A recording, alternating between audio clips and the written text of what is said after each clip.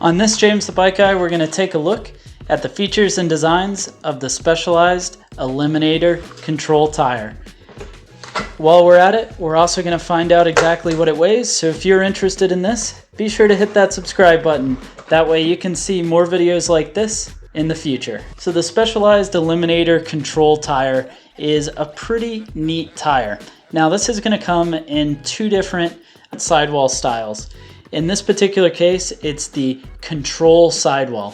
And what that means is this is going to be a good mix between durability and lightweight, as well as good flexibility for nice ride quality.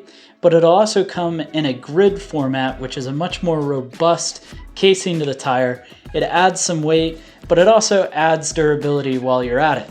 Now, these tires are, of course, tubeless ready, so they've got a tubeless ready bead, and then they're going to be made using their grippy compound rubber, which is a nice sticky rubber compound that allows these to be pretty fast rolling as well as still reasonably durable.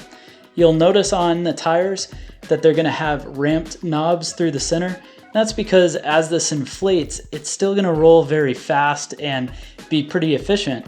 But on the sides, you've got these nice big side knobs, which are going to allow it to perform with the bite of almost like a DH style tire. Having now spent quite a bit of time on this Eliminator Control in the 29x2.3, I gotta say I really like this tire. So I'm running this as a front tire on a downcountry bike, and the ramped knobs definitely do a great job of still keeping it fast in the front, but almost like the Butcher, you get these really strong side knobs. And what I like is because they've got these every other intermediate blocks, what you don't have is that feeling where when you're kind of going on to the side, starting to roll through at a slower speed, it gets wishy. And that happens when you've got those really strong blocks in the middle and just strong blocks on the side. But because this has the intermediary blocks, what I found is even fast or slow, this does a really great job of really hooking in, rolling pretty well. Now the Control casing is reasonably light, as you'll see when I put it on the scale.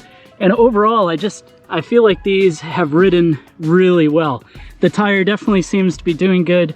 Having run a bunch of Specialized tires in this Control sidewall, you know, they do get scuffed up over time, but they seal up tubeless really easy. And this grippy compound that's on here is just so soft and sticky that these are really feeling pretty dang awesome.